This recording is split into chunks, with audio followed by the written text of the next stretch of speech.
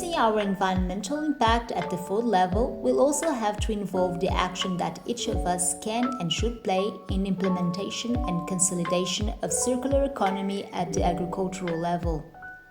One of the means that is easily accessible to everyone is composting the organic waste generated from our food consumption. This method has been used since ancient times as a practice for fertilizing land, especially in rural areas. Nowadays, thanks to scientific and technological developments, it is possible to use various large-scale composting processes. However, we are still a long way from achieving the necessary and desired targets for composting our organic waste.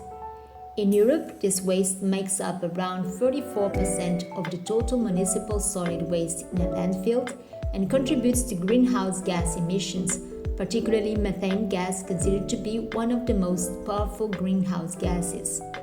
The transformation and recycling of this organic waste not only produces and makes available a biologically stable and fertilizing material, but also reduces the amount of waste in landfills, eliminates pathogens, and reduces greenhouse gas emissions, particularly methane gas, which is reduced by around 90%. In general, composting can be classified according to the type of main decomposing agents or by considering the scale at which it occurs. Considering the type of decomposing agents, if they are mainly fungi and bacteria, we say that we are dealing with dry composting. But if they are mainly invertebrates, essentially earthworms, we say that we are dealing with wet composting or vermicomposting. Considering the scale criterion, composting can be done either on a small scale, known as domestic composting, or on a large scale, known as industrial composting. Dry composting can still be subdivided into thermophilic composting, also known as hot composting, and cold composting. It is said that we are in the presence of a thermophilic composting process when the process reaches high temperatures due to the high microbial activity carried out essentially by thermophilic bacteria. This is the type of composting that takes place in community or garden compost bins. Cold composting is considered when the temperature does not greatly exceed ambient temperature. In this process, the composition occurs more slowly due to less air circulation and limited microbial activity. This is the composting process found in compost piles and in bucket or bottle composting. Although cold composting is a slower process, it is still considered an effective way of recycling organic waste and producing fertilizer for the soil. Let's now look at the procedure for each method and how we can apply them at home. One of the best known is garden composting, also known as thermophilic composting. This type of composting is suitable for gardens and vegetable gardens. In this process, organic waste is broken down by thermophilic microorganisms, which are able to tolerate high temperatures. The high temperatures are due to the high metabolic activity of these microorganisms during the decomposition of the waste, reaching values of around 70 Celsius degrees. It is this characteristic that allows pathogens to be eliminated. To start composting, we must first choose the most suitable place for the process. It should be easily accessible, protected from the wind, and close to the trees in order to avoid high temperatures in summer and low temperatures in winter. However, even before we start composting, we need to know what waste we can put in the composter. In general, all biodegradable materials from the kitchen, garden, or backyard can be composted. In composting practice, materials are classified by moisture content and nutrient richness into green, with a high moisture content and rich in nitrogen, and brown, low in moisture and rich in carbon.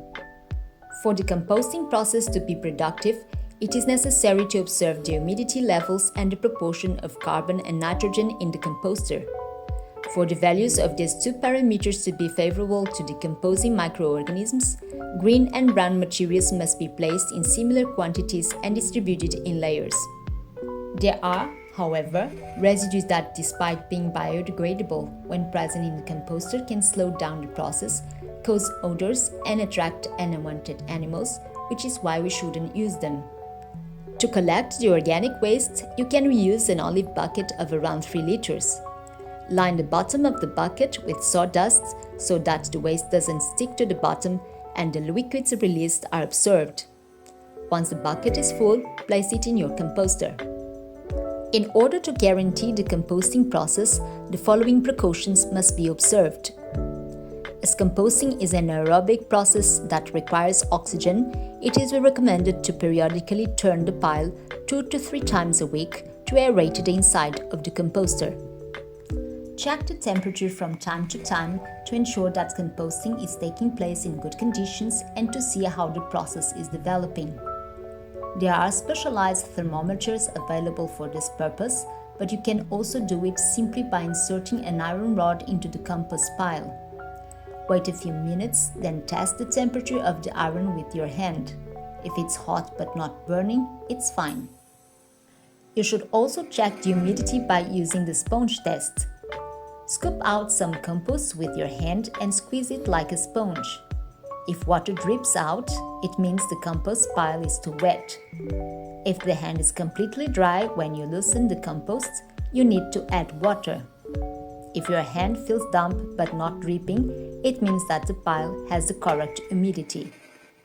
If you detect problems while monitoring your composter, you should be aware of the possible causes and act on the necessary solutions, as you can see in the following table. Once your compost is ready, after about 3 months, you should remove it from the compost bin. At the end of the whole process, the compost smells and looks like fresh, dark earth. Store the compost in a sealed container in a ventilated, cool place, protected from sunlight, and let it stabilize before using it. If you have space available in your garden, you can also compost directly in the soil, one of the several types of cold composting. This is a type of composting in which the biodegradation process does not normally exceed ambient temperature.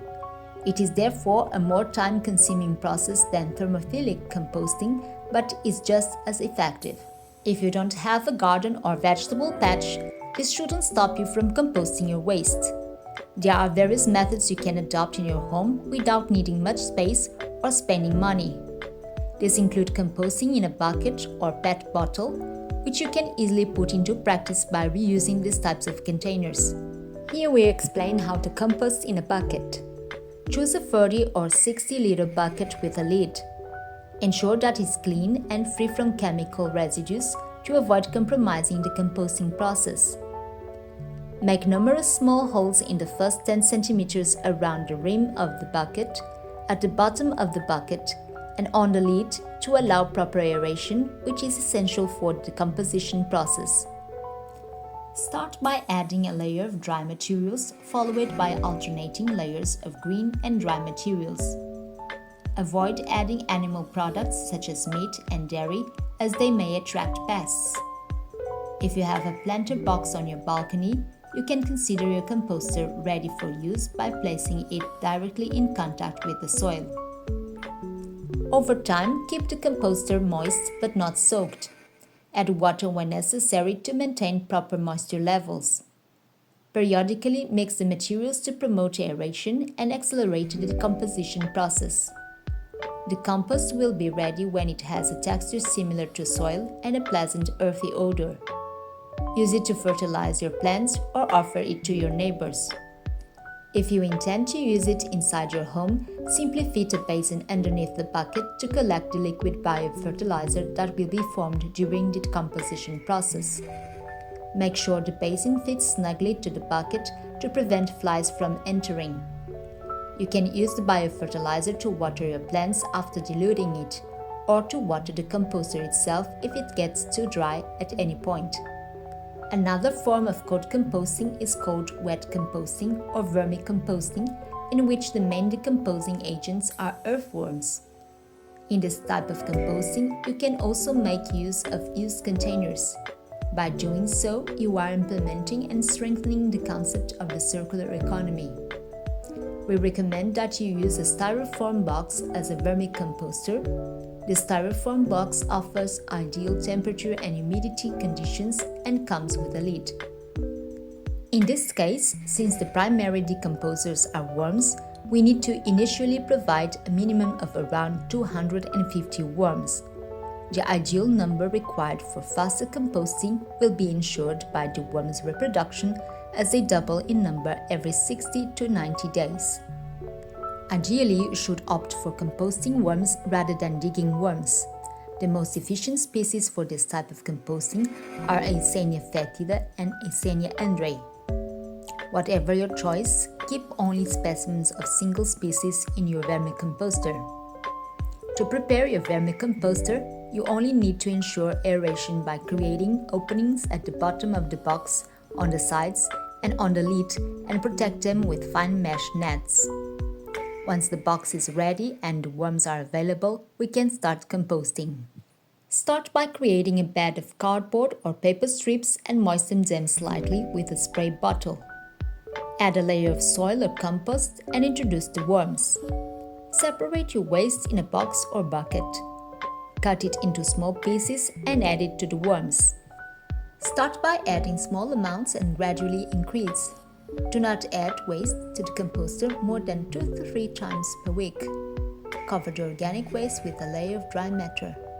Use 1 part of shredded dry matter for each part of wet matter. Always lightly moisten the dry waste. Cover the pile of worms with cardboard to protect them from light. Cover the box and place it on a sheltered bed or on a tray to collect excess leachate if you are installing the vermicomposter indoors. As a precaution, you should bear in mind that there is waste that you shouldn't use.